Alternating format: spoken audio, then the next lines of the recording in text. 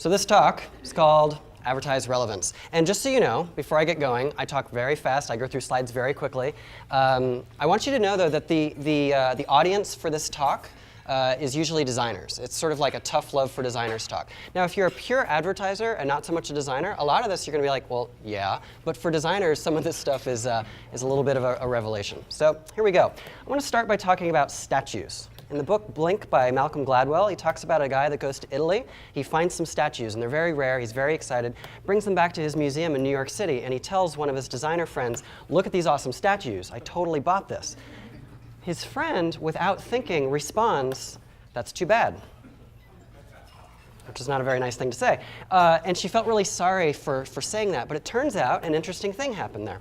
Designers have an antenna, and in this case, it turns out they were fakes. She saw that the statues were fakes just immediately because of this antenna. Now, designers are good when seeing when something is just slightly off, and we see it just in 1 second. It's not hard for us to notice, and it's why we're so good at what we do. That's slightly off, that could be slightly better, whatever. The problem with this designer antenna, though, is that it leads us to following people like Rand, or like Kubrick, or like Jobs. We're really excited because we look at them and we say, their antennas were so good. So I, as a designer, need to get a really great antenna, and then I'll change the world. Turns out that's actually wrong. The designer antenna has a giant blind spot. We don't like to talk about it. We don't like to admit it. It's really hard to hear this, but it's true. Let me give you an example from my own life. I worked at a company called All Star Directories, and it was just a lead generation site. So you go there, and you'd apply to schools. And if you did, this company would get money. So it's just a typical funnel thing of everyone that comes on the site. A fewer percentage of people actually stay there. A fewer percentage of that use the site. A fewer percentage of that actually give us money by doing a form. So you want to get people down the funnel as well as you possibly can. I was the designer, I was the design team, and this happened. Every time. And what happened is, I was using my designer antenna, and imagine I'm giving like 5 banner ads for how to advertise the site or whatever. I would be like, okay, I like that one, and I hate that one.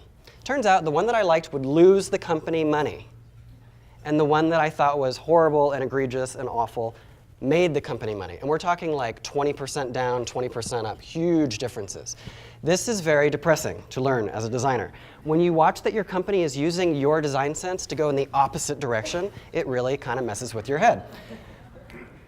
But it turns out it wasn't just that one experience. This is all around us. It's actually more common for the bad design, quote unquote, to win, not the good design. This is very depressing. This led to when I was at Frog Design, I'm working along at Frog, I see this. This, of course, is Windows Phone. And when I saw it, this is what I thought.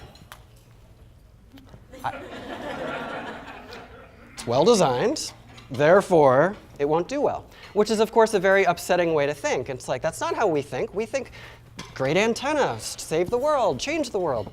Well, let me show you some examples. I can actually give examples of this for about 8 hours straight, but I'm just going to give you 5 examples right now to illustrate where this came from. Number 1, the worst failure on Steve Jobs' watch when he got back to Apple was the G4 Cube. It was well designed. It's in museums, and it lost to this. Now, this isn't well designed, quote unquote, but it is more relevant to people's lives. It runs the software they want. It's cheaper. There's not special adapters. It's also not as intimidating in someone's home. A lot of people don't want high fashion in their home. It's just the way it is. So the best design wasn't able to prove its relevance or advertise its relevance, but this design was, and so it won. You also see, designers love chairs like this. To most people, that looks uncomfortable. To most people, they buy this. Now, it might not be the better design, quote unquote, but it sure does advertise its relevance a lot better. It looks soft. Now, Frasier, the TV show back in the day, this is a 3D rendering of his apartment. He, of course, was an aloof, somewhat condescending, kind of cold kind of guy. But he lived with his father, and his father, you might remember, had the ugly chair.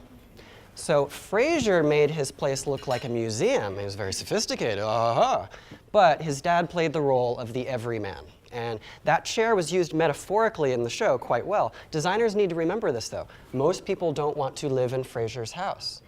They relate more to this chair. And what do people do in their ugly chair? They watch reality TV. Now, designers are very upset about this. Designers wish that people liked Arrested Development, which got canceled. It's a great show. It's a better design, quote unquote. Fantastic show. I bet most of the people in this audience like this show. But it was hard to explain why you should care about this show. It's not the type of thing most people want to see when they get home at the end of the day. Now, unless you have a trust fund or you want to get canceled in one season, you have to understand the market realities if you're going to make a TV show. I want more Arrested Developments, but we have to find a way to make them not get canceled. One last example, and this is a classic one, modern design, modern art. Now, art history majors see things like this, and we go, yay, we're really excited. But you can actually wire up people's brains to see like what's interesting to them. Blocks of color are not interesting to anybody. They're not. We know what people want out of their art, and it is this.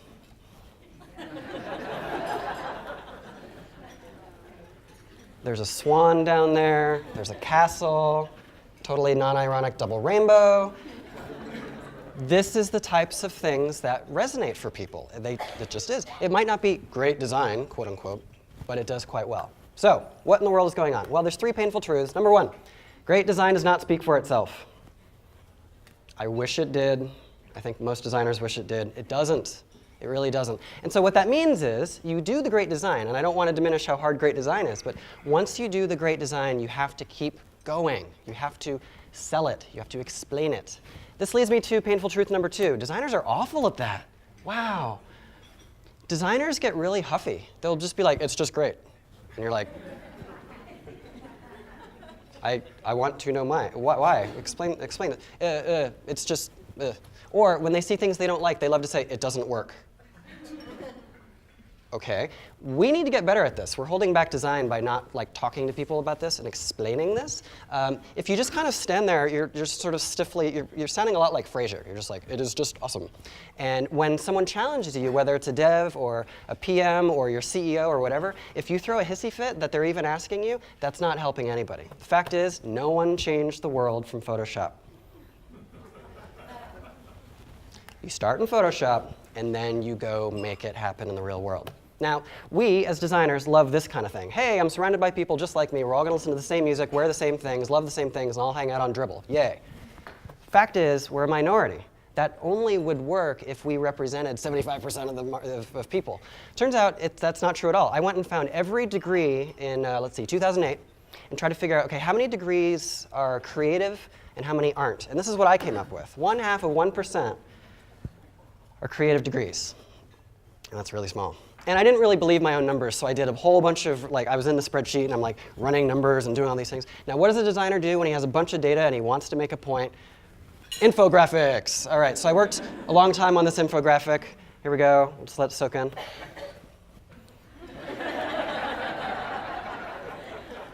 So I call this the pink dot. Now, the pink dot is amazing. Great culture, great parties, great food, great TV shows. Every great cultural phenomenon that's ever happened, of course, has to start here. It's tremendous influence in the pink dot. But if you want to change the world, look how big the world is. That is a really big deal. We do not need one more app by designers, for designers, about design. We're done. Saturated. Let's go change the actual world, not the pink dot world. Now, this leads to something that, this is a two-sided coin. First side of the coin is very exciting, and we love talking about it. Second side of the coin, less exciting, don't like to talk about it. This is the part that we like. Designers love communicating. Design's communication, cool. When I was in art school and I heard this, I was like, victory, I love communicating. Here's the side that people don't like to talk about. Communication is political. If I were to scan something, put it on the internet, and hope people retweet it, that's fine. That's not political. That's just me drawing a thing. But as soon as I get a partner, or a marketer, or a CEO, or a developer, as soon as another human being is involved in that process, boom, politics. Now, that leads me to painful truth number 3. Product design isn't just political, it is politics. If you're going to change the world, if you're going to go put stuff out there, it's not good enough to put on your headphones and rock out in Photoshop. You have to figure out how to work with other people, and this is something I think designers could really get better at. Now, nobody likes politics, of course, least of all designers and developers. We hate this idea. But if you stand back and you just refuse to play the game, a lot of people think that they're going to look like their heroes back in the day. This guy was able to say, I don't care if you use it or not, but you're going to pay me, and I'm only giving you 1 comp. That's what he did. He could do that. Here's a helpful reminder for everybody in the room. You are not this guy. When you compare yourself to somebody who's legendarily famous and popular and good and talented, you're doing yourself a disservice. Do you really think he was able to do that back when he was 22 years old? Of course not.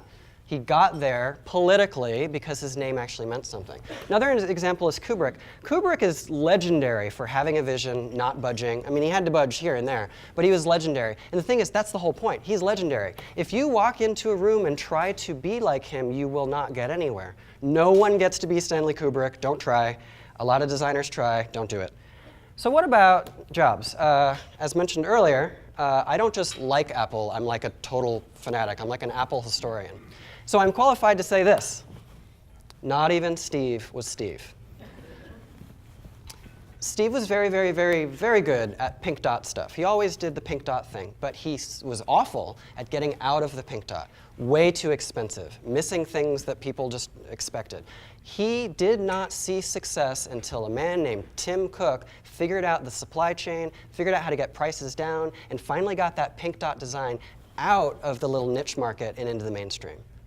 The Steve Jobs that we think of is actually Tim Cook. Steve Jobs was always doing pink dot design. He needed someone else to help him with advertising relevance. So, if you try to talk like Steve Jobs, Kubrick, and Rand, you are going to come off like Al Gore. In 1999, greatest economic expansion in US history, popular administration that he was a part of, books, ideas, everything. He was, quote unquote, well designed on paper. What was his huge failing? He couldn't connect with people. He ran against somebody who didn't necessarily have those other built-in advantages, but he was fantastic at proving his relevance. There's a famous poll where they said, who would you rather have beer with? Bush won by a large margin. Where Gore was coming off like Fraser, Bush was coming off like Fraser's dad. And that was someone that people felt more comfortable with and related to more. Don't Al Gore your pitch. When you are a designer, we have this tendency of just standing back and being like, oh, I can't believe we're having this conversation, like when Al Gore did that in that debate. It's not helping. If you do that and you get the reputation as the sort of dramatic designer that throws hissy fits because he doesn't get his way, then you're gonna lose the election, so to speak. Now, what about this massive photo of Bill Clinton? Seriously, I don't know. Clinton has a reputation, like Jobs, as being so brilliant. He was referred to in the White House as the natural. That was actually his nickname. He was such a good politician. It's actually not true. It was true by the time we figured him out, but early on, he was a very bad politician because he talked way too long. He's very smart, he's very policy-minded, and he would give these like epically long speeches that nobody could follow.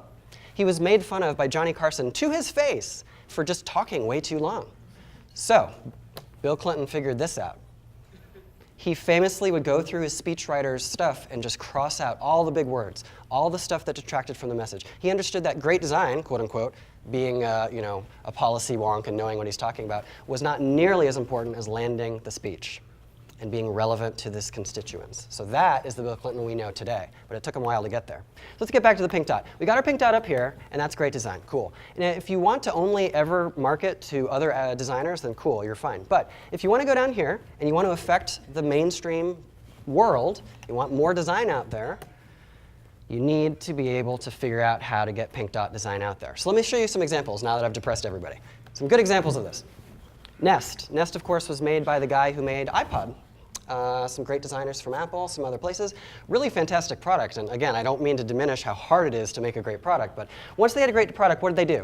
Bam, $249. Bam, competing against this thing. Bam, in 1 minute, you understand why you should buy this thing.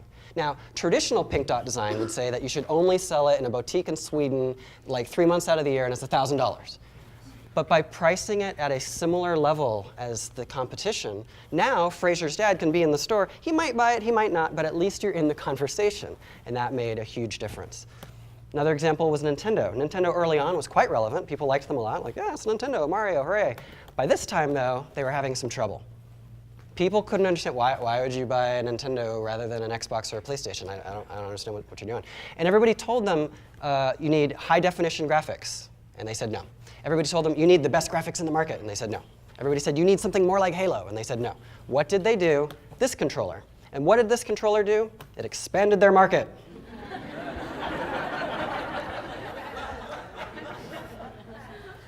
If you hand this controller to anybody, let's say it's a tennis game. I've done this a million times. You hand it to somebody and they go, what do I do? And you go, well, what do you think? And then they go, they do that, and then the tennis racket does the thing, and they immediately get it. Boom. It proves its relevance in 1 minute. Now compare this to, and the football game is interesting too. Like you throw a pass by doing that, go figure. And you do a faster pass by doing it faster. Now, when you see me play Xbox and I'm trying to play a football game, it's like, Breeze is back in the pocket, Breeze is getting ready to throw, and then my guy like takes a knee because I hit the wrong button. The Wii Remote just is more approachable, more relevant. It was worse design in everybody's eyes, but way more relevant, and that's why it succeeded. Flipboard's another great example. I remember seeing this graphic and not caring. I don't care about Oprah, I don't care about broccoli, none of these things are that interesting.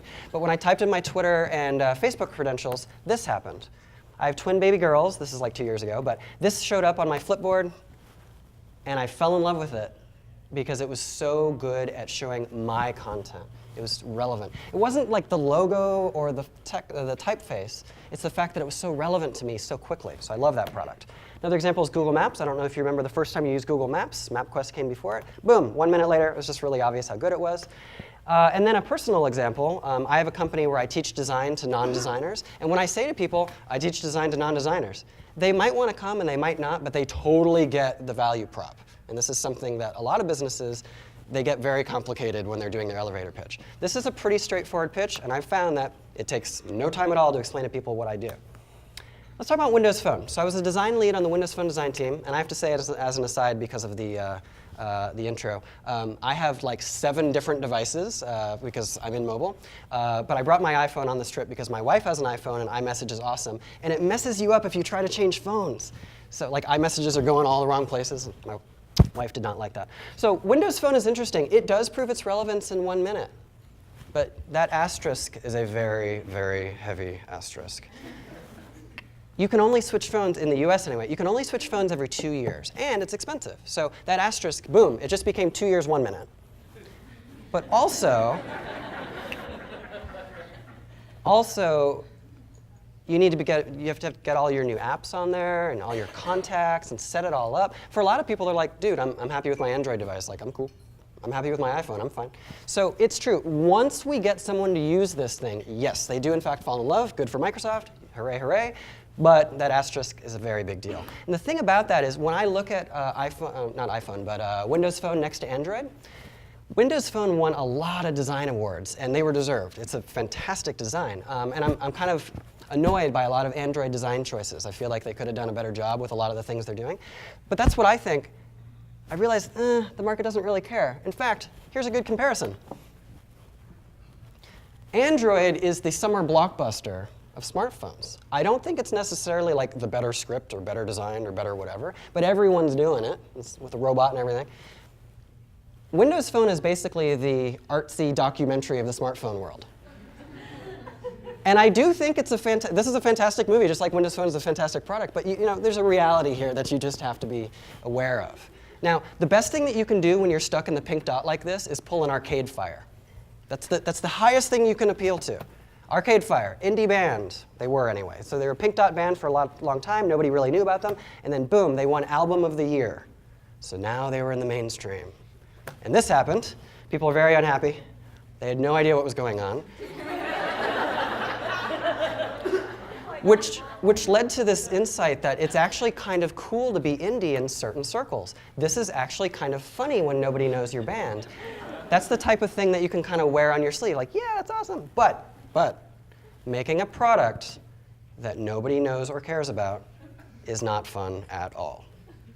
If you think about it, pulling an Arcade Fire in product design, that's like, if that's the highest thing you can appeal to, that like, okay, designers like you and then you accidentally win an award, like, that's not good. So let's talk about how can we avoid stumbling into an Arcade Fire win. Number 1, Lady Gaga. What people don't know about her is that, yes, okay, so she did this music and everything. She hustles. She works hard. And I'm not talking like a normal level of working hard. I'm talking like a legendary level of working hard. So the big lesson from her is, yeah, she's got her own unique vision and she's doing her own thing and that's all fine, but her work ethic is off the charts, just to a ridiculous degree. One of my heroes is Tina Fey. Now think about it. I talked about Arrested Development before. It got canceled. How in the world did 30 Rock not get canceled? She had like 7 viewers. I don't know how she didn't get canceled. she kept getting awards, and she's like, I want to thank my 7 fans. She knew that she was always in trouble of getting canceled, so she had a whole bunch of ways to not get canceled. My favorite is blatant product placement that she made fun of. So there's an episode of 30 Rock where everyone's just drinking Snapple. Snapple, Snapple, Snapple. Snapple's the greatest thing ever. High five Snapple, Snapple, Snapple, Snapple. So when they go to cancel her in 30 Rock, they had to look at the budget sheet and they'd be like, wow, that show brings in a lot of money because of all the corporate placement. She basically put her foot in the budget and made it like to block the door from closing on her, so they were never canceled because she was clever. Third example, one of my favorite movies is Lost in Translation. This is Sofia Coppola on the set of that movie. Here's, of course, Bill Murray. Now think about this.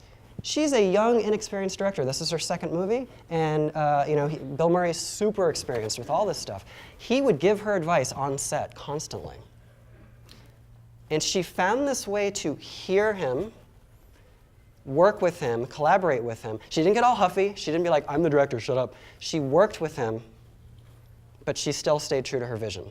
That doesn't mean she never listened to anybody. It just means that she found a way to be collaborative. So, in summary, be more like Gaga, Faye, and Coppola. Now, this is not a surprise or an accident that these are all women.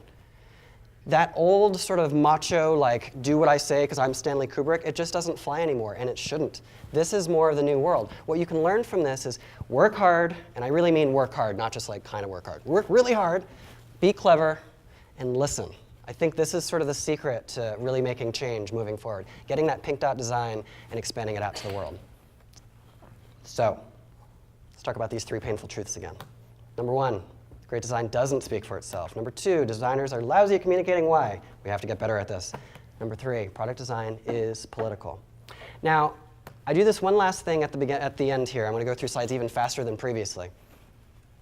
I do want to reiterate, it's not that great design isn't important, it's just that we get that already. Every article, every blog post, every designer you talk to, we're all talking about all the finer points of design, and that's great, but we all get that already. But I want you to know, think about the product that you work on right now, or a company you want to start, or whatever you're doing. I want you to just keep this in mind as I go through these. The success or failure of that product that you're thinking of right now is not going to hinge on the typeface, the logo, the grid, the social strategy, retweets, likes, buzz, CEO, connections, investors, patents, color scheme, API, Y Combinator, Joshua Topolsky, Arrington, Malik, or the fact that you have a stocked kitchen for your employees. Success and failure will be based on taking a great design that's supported by a great story that can advertise your product's relevance and do it as quickly as possible. Thank you.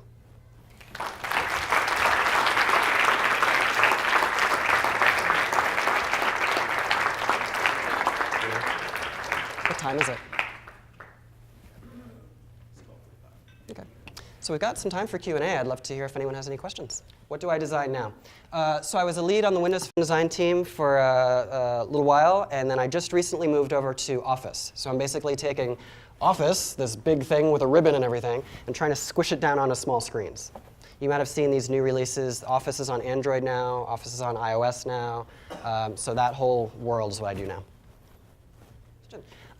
Windows Phone design team is approximately, I'd say it's probably about 60 designers. And the makeup of the team is sort of the real genius of it. There's a left brain, right brain philosophy where we made a new job title called Design Integrator. And that means developer that actually cares about design. We also stocked up a team of about 6 to 8 motion designers. If you ever use Windows Phone, you'll notice there's a lot of really nice animations. And that's not an accident. A lot of those animations take 6 months to get right. And then design research, so probably about 5 to 10 of them. And then, of course, designers. So when you put all those together, you've got designers rocking out in Photoshop right next to someone figuring out how it's going to actually be in motion, right next to a developer that can make a prototype of it early so we can actually see how this stuff works. And that's what's made all the difference in that product, that we're all working together, and it's not just a bunch of people in Photoshop. How did I find myself at Microsoft? In my case, I've just been doing this for a long time, and I just worked up the ladder slowly. I get this question a lot, when I go to universities and stuff, how do I get started?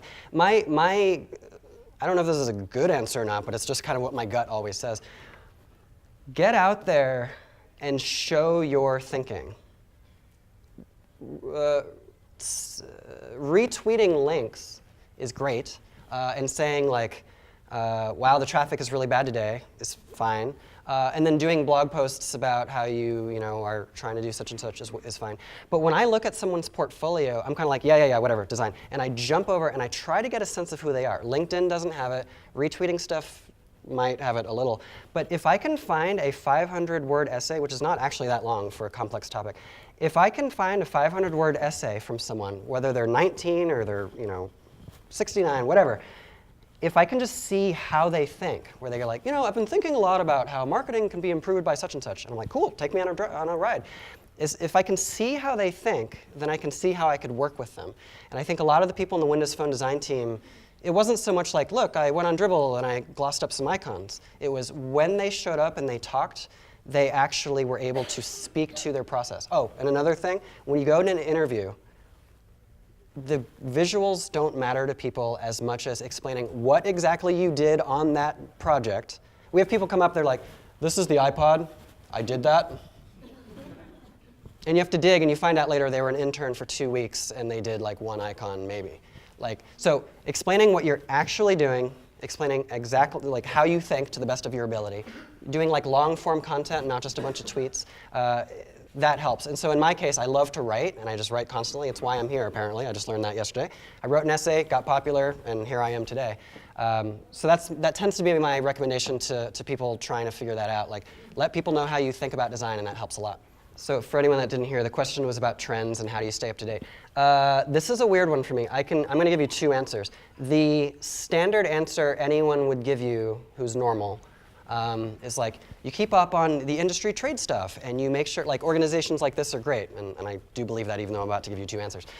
So just like keeping in touch with people and like, tweeting to your heroes and maybe they write back and like, just kind of like keeping your foot in the water and knowing what's going on and keeping your ear to the ground, et cetera. So all that stuff, you just kind of do it and it works out. The other answer, what I have found, I don't know if it only worked for me or if it worked for other people, I don't know. I actually purposely block out all that stuff. I've been using a feature phone, not a smartphone, just a dumb thing. It doesn't even have a camera. I've been using that phone. I've stopped reading most news, which is weird for me. I used to read a lot of news. I read 0 design publications. I find that great design is classic, and trends are the opposite of classic. So, I mean, being aware that Twitter is a big deal, and being on Twitter, yes, absolutely, do that. But right now, everyone's using drop shadows versus, lighting effects or versus reflection. I find that it can lead people to sort of the dribbleization of design. It makes you look more run-of-the-mill. Whereas when I write an article that hasn't been influenced by any big thing on Engadget, I actually look like I've thought about it myself. So that's my second answer. I think being involved is important, but figuring out your own voice is maybe more important. There's actually a great article called Solitude. It's something like Solitude and Leadership, and it was written by someone at like West Point or whatever, and he was saying to be an amazing leader, you have to purposely remove yourself out so you can think about like how you want to lead. And so that's what I found for myself is that like by not being as connected, that's helped me have a point of view. When you work on big, complicated software, it just breaks everybody's heart all the time, because the vision of what the product will be is like so much more awesome than what you ship. In the case of all that tech stuff, it was all on a list and it just got cut because we had to do other stuff more. It was nothing more complex than that. In terms of the design principles, though, that product was truly design-led. Basically, Microsoft had Windows Phone 6.5. It was not doing well. It was not successful. People didn't like it. Everything was wrong. And they basically were like, we don't know. And they laid some people off at high levels. And the design team was asked, hey, what do you guys have? And the design team whipped something together in 2 weeks. And that's what became Windows Phone. The difference between that vision and what shipped was, other than painful cuts like those, was minimal. When you have an organization that uses design just to paint on pretty things after they've already figured out what they want to do, you can tell in the product. And that's why Windows Phone 7 really resonated with people, despite the fact that no one bought it because they were on contract. It resonated because it was truly design-led, and not just like astroturfed by a CEO that read a Fast Company article that says design was interesting. Windows Phone is much better at blending things. Like if you're on Twitter and you're on Facebook, rather than like going into each app separately, Windows Phone bubbles up both feeds, Facebook and Twitter, together. So you just go into what they call the People Hub, and it's just all right there. And it's a simplified experience on purpose, but it's beautiful and easy and so on. Also, like when you go to Photos, you're looking at your own photos, and then one swipe aside, it pulls photos from all your contacts on Twitter and Facebook, kind of like Flipboard, and brings them into your photos, which is interesting. Like, it's not there by default, it's one swipe over. But things like that, where there's a vision that instead of apps all being siloed, let's think about scenarios. And one scenario is, I want to know what's going on with my friends. So why are you launching 6 different apps to see that? Like, wouldn't it be cool to blend it all together? The text messaging, when you get ready to text, you can actually change that protocol over to things like WhatsApp or MSN Messenger or whatever, all from one texting interface instead of like 6 different apps. So that's where it really excels. Plus the design is just fantastic. But feature-wise, it's that blending that's really good. Yeah. They didn't like anything. Sometimes you have to start over. It's like, sometimes you like look at a house and you're like, okay, if I lived there, I would burn it to the ground and start over. 6.5 was old Microsoft, and 7 was the new design-led Microsoft. I mean, it was just that simple. Same thing happened at Apple. Apple had OS 9 and 8 and 7 and all that. And when they made that jump to OS 10, that was, of course, a significant change. And Apple tried for years. There's something called Copeland. They tried for years to retrofit OS 9 to like maybe be more modern. Didn't work, and they just had to start over. So yeah, that's what happened to Microsoft. They just had to start over. In terms of testing, just as a side note, the testing at Microsoft is fantastic. The amount of money they spend on it and the resourcing they put towards it is great. But you have to be careful with testing because it's all in how you ask the question. You'll have people running around being like, people don't like Facebook. And you're like, how? I have no idea where you're getting that data. And then you see the questionnaire and the way they asked it, and then you're, oh, okay, now I see why you think people hate Facebook, but that's just not true. So testing is, I call it vital and unreliable. You need it, but be careful with the data. You have to kind of be careful there. Yeah.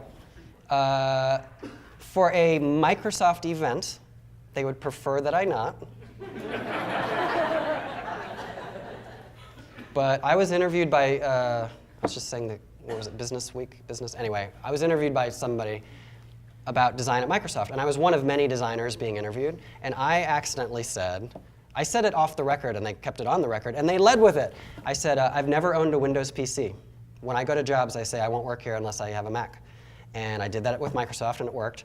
And they led with that. They were like, design at Microsoft. Jon Bell has never owned a Windows PC, and yet.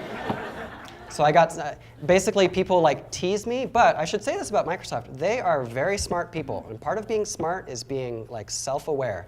They are very aware how they're doing, mind share-wise, market share-wise. There are iPods at Microsoft. There are Macs at Microsoft. This is all like okay. It's just not so cool when you are at a Microsoft event with an Apple logo.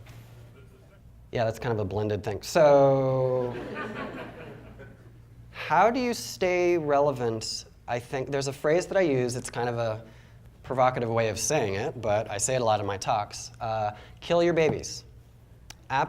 Steve Jobs was asked, but won't the iPhone cannibalize iPod? And his response was so plainly spoken and so obvious and so clear, and yet apparently no one had ever thought of this before. He said, we'd rather cannibalize ourselves than let a competitor do it. Duh. And yet that was like, it was like this epiphany, like, oh, yeah, that's true. And so I think Microsoft for many years was afraid to look beyond Windows and afraid to look beyond Office. We're not afraid anymore. That's not to say that it's easy, but we go into meetings and you see Macs and you see iPhones and you see stuff, and so we are aware that we can't hang on to 1998 anymore. And so I think in Microsoft's case, it's just a matter of like, be ready to move on. And we've made some interestingly big steps, like Android and iOS products. That's a weird thing for us. Now, the Bill Gates thing, I don't know. He's a smart guy. He's making the world a better place. I don't know how he would do at Microsoft. I just don't know. I'm very happy. The work that he's doing at his foundation is just fantastic. So just in a let's make the world a better place sense, I hope he stays there. It has nothing to do with Microsoft. I just want him to keep doing the foundation. Wow. I don't know. He was, he's alive still. He is he's a really smart guy. I think he worked at like Bell Labs, and so he might have been here for some sort of like electrical engineering type area, engineer, that kind of thing. But I should ask him. That seems like something I should know. All right, well, I think that's it. Thanks very much.